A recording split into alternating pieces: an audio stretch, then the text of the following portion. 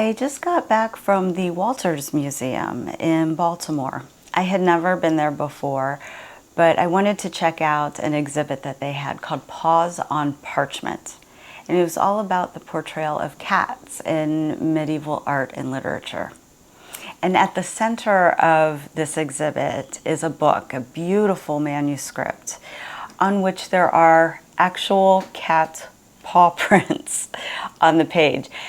You can feel the frustration of the person who was working on that book come through the glass of the exhibit. Those books took forever to create, right? Countless hours of a person writing each word, drawing each picture. Those beautiful illuminations were hand done.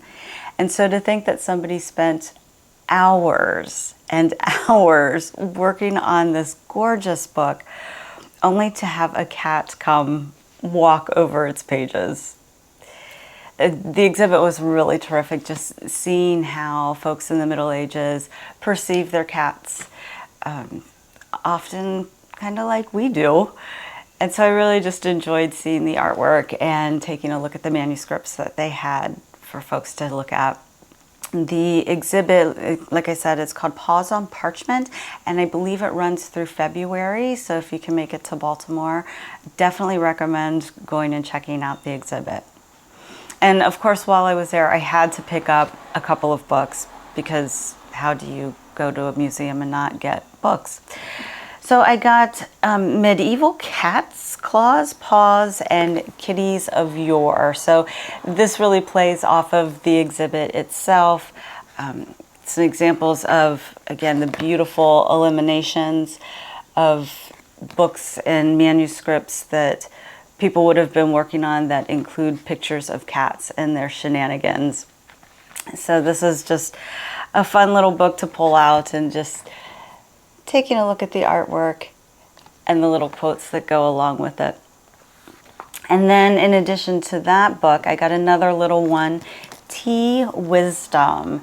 And this just takes a look at the rituals surrounding tea from different cultures, and just has some lovely quotes about tea, the consumption of tea, the social aspect of tea, the health benefits of tea. Just a lovely little book to be able to peruse through when I'm having my morning tea. So again, that exhibit at the Walters Museum is Paws on Parchment, and if you get a chance to go up there, I definitely recommend it. And the museum has plenty of other great stuff to look at, but that exhibit itself was a lot of fun. So through February, I believe, go check it out.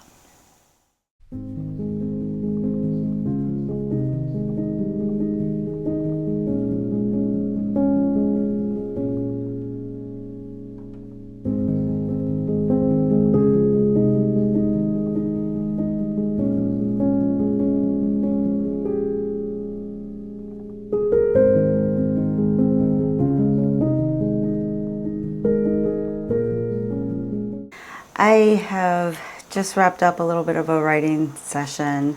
I am right now in the process of going through the entire first draft of this book and doing a massive edit. And the problem I'm running into, and I'm not alone in this, I know other historical fiction writers run into this as well. The problem I'm running into is that maybe historians shouldn't choose historical fiction as their genre. I'm getting too deep in the history weeds. I've spent a ton of time recently getting smart on the Tea Act of 1773. And that's great. I mean, it's great to have that information, but what I find that it does is it starts to weigh down the book.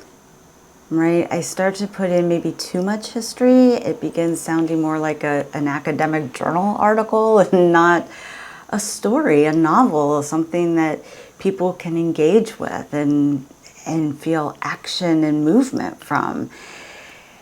So I've had to spend some time trying to find the balance between telling a good, compelling story and allowing the history to complement that, not to weigh it down. And getting stuck in the history weeds also, it weighs down my writing and editing pace, right? I mean, this book is going to take forever if I continue to let myself get tripped up by the history component. And I can't help it. I'm reading through this draft of the book and I just keep wanting to fact check every little detail. And I'm not sure how much I need to do that, right? The history needs to be right, but this is a creative project. So it doesn't have to be perfect, I guess.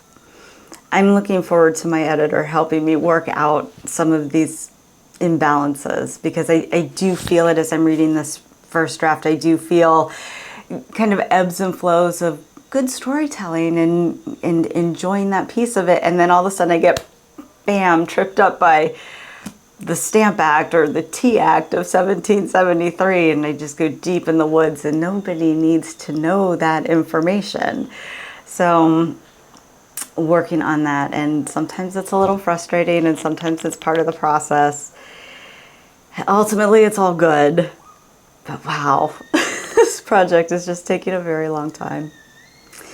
Anyway, I think this is where I am going to wrap up the September History Behind the Scenes vlog.